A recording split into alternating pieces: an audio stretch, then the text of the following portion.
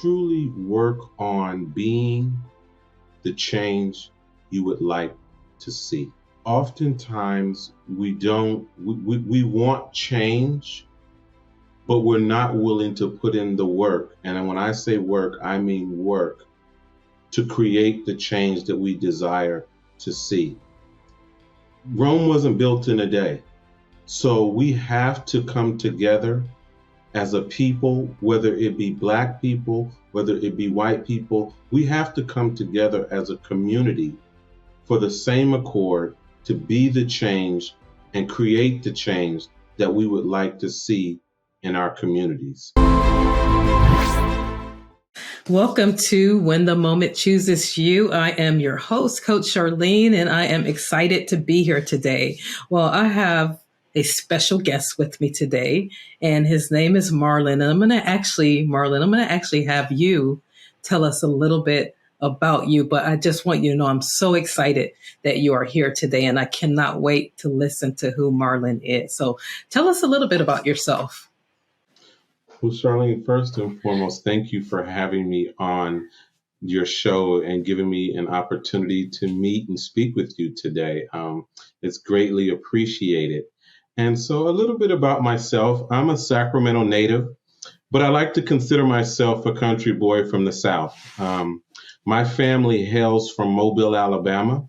And so I come from a very large family, 13 on my dad's side and 10 on my mom's. So Wow. The country roots are deeply embedded into who I am. I'm also the son of a pastor. So I've been a PK all my life. My father passed away quite a few years ago, but I've been a PK all my life. And that's all I know is to just be a man of service. And I love the Lord. And I've somewhat now taken up on my father's footsteps, and where I recently, a couple of weeks ago, became an ordained minister. So wow. I'm very excited about the journey in which God has taken me on. Now that is exciting, and congratulations to you on that, because we are kindred spirit there when it comes to that. Wow. So I wanted to kind of start out with just saying, like, the reason why I did this podcast, Marlon, was because in 2020, when George Floyd was murdered, I found my voice, and I've been like totally speaking up ever since then. I recognize that stories are really powerful and profound to unpack wisdom. And so I felt like I was chosen, and I began to start speaking up and things like that. So as we enter into Black History Month, I really wanted to do something special with Black history in particular, because I don't think a lot of people, like especially our allies in particular, they don't necessarily know what it's all about. And so that's kind of why I decided to have this show. But, as I sit here and talk to you, I'm wondering, do you feel like a moment has chosen you, or can you share with us any moments that you feel have chosen you? Well, Charlene, I feel that God has chosen me to be a voice, not just for myself, but for all people. It's kind of when I'm a person that I believe in speaking up. And I believe when I see injustices happen throughout our communities and throughout this world, I'm not afraid to have that conversation. And if I speak honestly, this was not a place where I arrived overnight. I came to this place very carefully, because sometimes I feel that people in the community, sometimes people listen to the noise and not necessarily of what you're saying. So I'm a person that when I speak, I want people to listen, and not just listen, but feel and understand what I'm saying, so that my message can get across to individuals that I'm speaking with. Yeah, that's powerful. And when we think about Black history in particular, tell me a little bit about what you think about that, because I'm going to tell you, and when I was in middle school, I had a white professor teach me Black history. And I don't remember anything we learned except for, okay, we did Martin Luther King, and it was very, very skimpy. And so, but then when I grew up, I start finding out the real history of how powerful we are and all of the different inventions that we made and, all of that kind of stuff. So I was like blown away. But so to you, what would you say for you? What does Black history mean and why is it important to you? Wow, that's a pretty loaded question. Yeah, I know. But I will start by saying that Black history means to me exactly what it is, and that's Black history. Much like you had someone who's Caucasian teach you about Black history.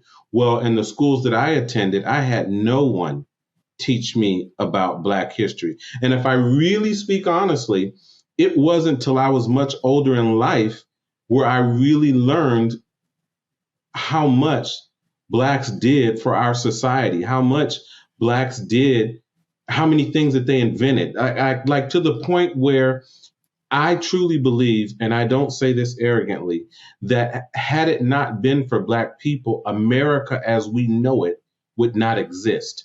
That's how much Black people had at their hands in making sure that we, the people, have been successful. Yeah, absolutely. I totally agree with you there because I actually, the only way that I found out about all of the inventions and just cutting edge stuff that we use today all the time was at my church. They had this little display on Black History Month, and I was looking at all of it, and I'm looking at the stoplight, and I'm looking at all of these different things that were created by my people. And so it really was inspiring to me. And then it just kind of, the questions in my head start rolling around like, wait, why didn't I know this? Because it does give you something to look up to and to know our contribution. So Marlon, has there been any stories that you can share with us that can bring awareness for others that are listening? I know you probably have 50,000 stories. Absolutely. I mean, I would like to say that I'm the father of two biracial young Black men. And my younger son, and I didn't really realize, I've always seen the world from just a person of color standpoint. I didn't realize until my sons recently told me, and they've never shared this with me before, and they recently told me, I'm not Black enough on one side or I'm not white enough on the other side, but to society, I'm still a Black man by the color of my skin. And so it really began to open up my eyes about the situation that our society is in. And the other day, I called my son and I asked him what was he doing. And he said that he was writing a letter. This was during the Christmas break. He was writing a letter to his history teacher inquiring why there is no Black history in their curriculum. And so I was so impressed by that a young man at 18 years old would have just the forethought to write a teacher and ask that question. I was very happy about that. And it just goes to tell me and show me and us how much Black history is truly needed in our schools because it's lost. And if we, as we stated earlier, I didn't really learn about Black history until, much later in life. And I only learned about it because I'm a part of a fraternal organization that was holding a Black history program. And come to find out, I learned so much. I was overwhelmed by how much Black history really exists and how much Blacks have done over the years to make our society a more livable place. Yeah. So let me ask you a question, Marlon. So have you always been, outspoken when it comes to challenges within races? And have you ever had to you ever had that? Let me say it like this. Have you ever been in the spot where you're the only one and you had to defend your race, so to speak? It's funny you should ask that question. So my wife and I recently purchased an RV. And I was so proud of my RV. It was brand new, and I'm a clean freak. So I mean, we went camping for the first time, and it was sparkling. The tires were shining. I was so proud of it. So we pull into the campsite, very first time out, and the lady greeted us at the. She was in a little house, and she came out and greeted us to give us our package and our information, and she was admiring our RV.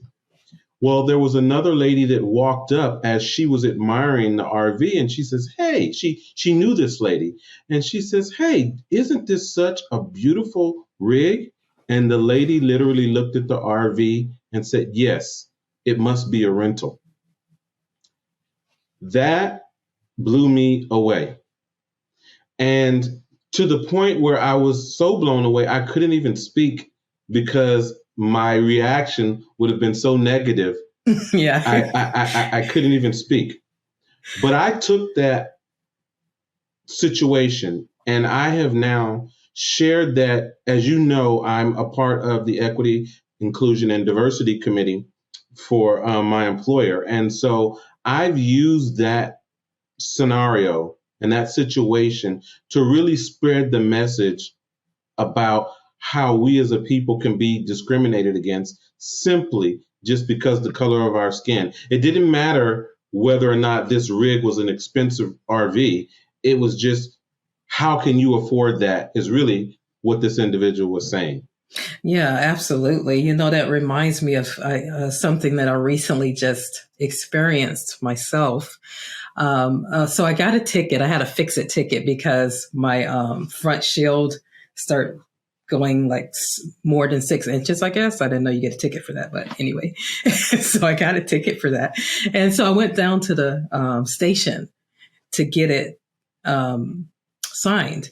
And Marlon, I was like nervous. I mean, it was like a nervousness in me. Like I felt the anxiety rising up. And then I went in. And so there was a guy, an officer there, and he was honestly cleaning a rifle right there. And I could see it all. And I'm standing there like for at least 4 minutes. And then I finally was like, sir, I need you to do. And then he kind of looked and turned his head, finished cleaning what he was cleaning, and then came over. And it was the most interesting experience. It was horrible, actually, because I know he saw me outside in the window when I came in because it's glasses there. And then, said whatever needed to be said. And then I was like, okay, let me throw some love on this guy. Maybe he needs a little extra today. I said, well, I thank you so much for your service. And his face was just like so stern. And I was like, oh my God, what a horrible interaction. And, I had all of this emotion going on. And I sat there as I was driving home. I was like, why was I even anxious about this? And the reality is, these are the kind of experience we have every day, potentially. My son, he's 6'6". He has dreadlocks. He has issues all the time because of his color and because of his dreadlocks. And so, yeah, that's a powerful story, Marlon. And so with that being said, what do you think as allies, people that support us, that are not Black or African American, anything that you think that any wisdom you can share with them to help them to understand who we are and how they can help and support us? Well, Charlene, I'm going to kind of answer that in a two-part way, because I want to touch a little bit on what you said in your experience with the ticket. We as Black people oftentimes wonder or ask ourselves, why did you have anxiety about going in to deal with a simple fix-it ticket? You had anxiety because, one, you were going in to deal with somebody of authority. Right. And two, when you went into the office, you weren't treated well or you weren't treated with warmth. That is what I call indirect abuse. It's Right. like you never have to spank your child, but if every time they walk into the room you raise your fist, they're going to flinch. It's indirect abuse. And that's what Black people have been dealing with, knowingly or unknowingly, when they see the George Floyd situations on TV. Anytime you encounter law enforcement, especially, a year or two ago, that incident that happened with George Floyd is going to be at the top of your mind. I mean, it's sad, but we had to teach our children, please respect police, regardless of whether they're right or they're wrong. Let mommy or daddy deal with that. Let the lawyers deal with that, whatever the situation is. You just say, yes, sir, no, sir, yes, ma'am, no, ma'am, because we have been programmed as a people, knowingly or unknowingly, to, so much so we don't even realize when we're being abused. Right. And so I know I kind of went down a rabbit trail. No, that was good. That was good. It's that the indirect abuse has put us in a situation where we're always flinching, and it doesn't even have to be that serious. But because of what we've seen, because of what we've heard, because of maybe what we've been a part of, right, we're always flinching. So to answer your question, I would like the people who are willing to help us first understand we're not hostile. We've been abused. And so sometimes it's like we're both in healthcare. Sometimes you need to understand why a patient is the way that they are. We don't know what some people have been through. We need to understand not every patient is the same. So right, because of prior experiences, we need to come in and assess people, assess the needs, and then move forward slowly so that we can truly hear what we're saying. Yeah, absolutely. And humanity is sitting before you. So that would be a great opportunity to talk to humanity the way that humanity deserves to be talked to. So yeah, that's powerful, Marlon. And also I wanted to ask you,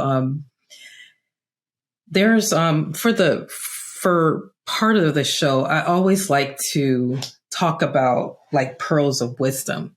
And so if you can share with us, and you can take your time on this, 3 insights or 3 pearls of wisdom of what you've learned through your journey, because you have an awesome career and you've been doing wonderful things. So let's just talk about that right now. Those 3 pearls of wisdom that Marlon wants to share with us.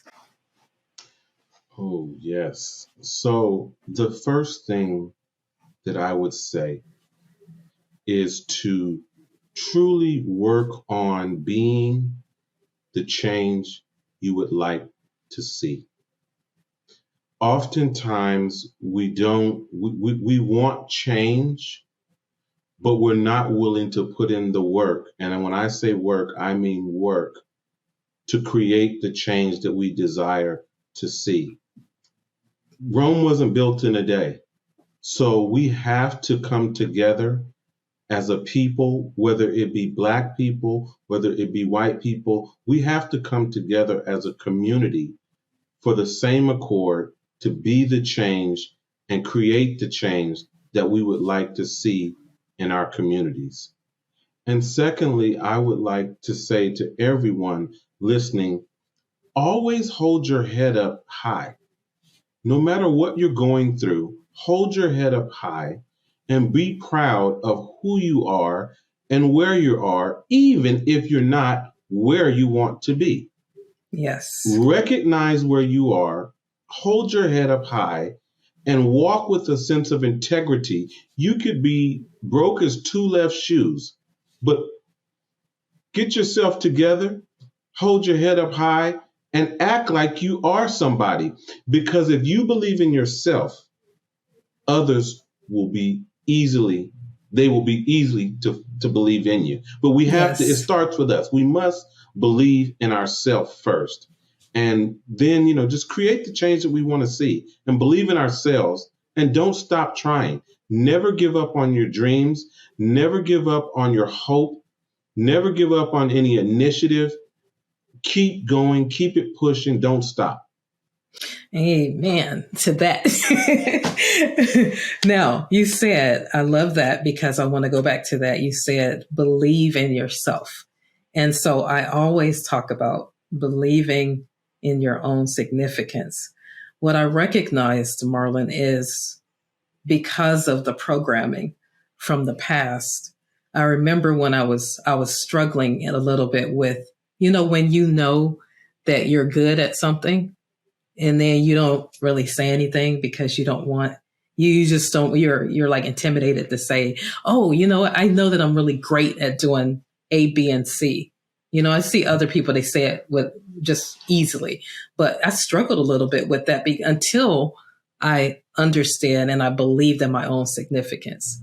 That's when I was able to actually begin to start doing all of the things that I believe that God has ordained for me to do. So when you think about believing in your own significance or believing in yourself, what do you think have been some of the barriers?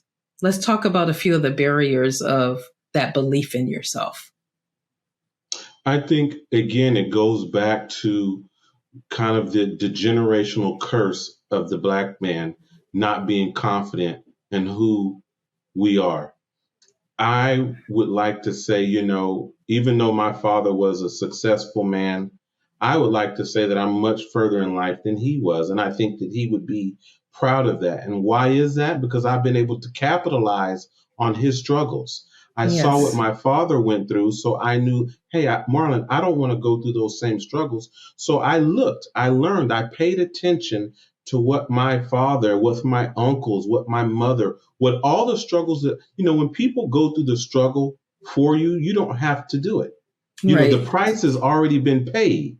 So when the price is paid, why are you going to go put the money down? It's paid already. Just step into who God designed you to be and keep moving forward. So I've always just been, I pay attention to people around me. But I'll give you an example. When I was applying for a particular job, it was a leadership position. I knew going into the particular interview that I wasn't the most qualified for the job per se, but they were looking for a leader. And I just went in with confidence. Remember, I said, always hold your head high, regardless to whether you're where you want to be or not. I went into that interview, and when they start talking about certain qualifications, I was very transparent and said, yes, I may be deficient in that particular area, but I kept bringing it back to the leadership piece. I said, if you're looking for somebody to know this particular job through and through, I'm not your guy. I said, but if you're looking for a leader who can learn this job through and through in a very short amount of time, I'm definitely your guy because I have the skills to lead. And if you put good people around me, I will be successful. And I got the job. That's awesome. So it was really about believing in myself and refusing to lose. And I didn't quit. I kept talking and I convinced them to give me the job. And I'm here today. Yeah, that's awesome. That's great. Well, I'm wondering if you can share with us. I was talking to someone about like life lessons that we've learned along the journey, as African American, as a Black person. So is there any lessons that you would like to share, like your, something that really you really learned it and you're like, oh my God, this is like gold right here. So any type of nugget that you can share with us about something you've learned along the way? Well, I think Martin Luther King said it best. We shall overcome. This too shall pass. No weapon formed against us shall prosper. So if you can adopt those principles and understand that you are somebody and believe in yourself, all things are possible through Christ who give you strength. Believe in yourself, believe in yourself, believe in yourself, because that's what's going to catapult you to the next level. and never look behind you. Yes. Looking behind you stops your progress. It stops your momentum. So I don't care if you've been in prison. I don't, if you come out of prison and you're ready to be a productive part of our society, you can be somebody. You are somebody. Take it to the Yes. next level. I have the privilege of knowing a young man who went into prison at a very early age and did 20 years in prison. Wow. And came out of prison and literally became a supervisor for Facebook. Wow. That's awesome. I mean, beyond making very good money, beyond his wildest dreams, but it happened. And if it happened for him, it could happen for us. Absolutely. I agree with you 110. So another question that I have, because I'm just enjoying this conversation, but another question that I had is a lot of my audience is healthcare workers in particular. And so we've been through a lot over the last 2.5, 3 years and beyond, honestly. But I'm wondering if you can share some wisdom on, for someone that may be in crisis, they may be even burned out, Marlon. I'd like for you to share some wisdom about that, and then what sustained you through this whole triple pandemic that we're dealing with and beyond. Well, that's a great question. I will use myself as an example.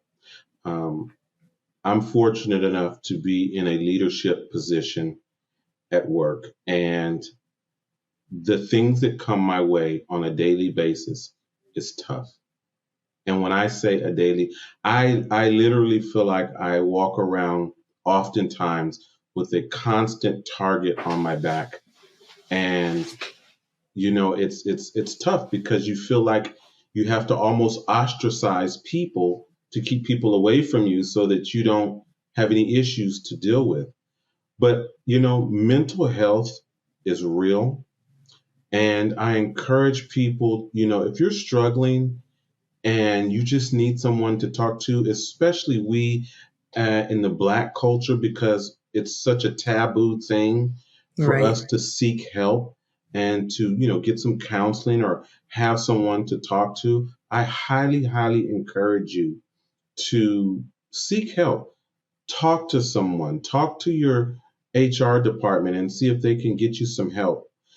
And if not, maybe talk to your local pastor, someone, talk to a confidant, someone. Don't hold what you're feeling in. Be willing to share your story with someone, more so a professional, but if not, someone. And don't hold it in and don't internalize it, because that's what eats us up on a daily basis. Yeah, absolutely. I agree with you. Well, thank you so much for that wisdom. Well, it was absolutely a joy to have this conversation with you. So any closing remarks from you that you would like to share with the audience before we say goodbye? Again, I would just like to thank you, Charlene, for giving me an opportunity to chat with you today. It was such a blessing to be able to exchange and share stories with you.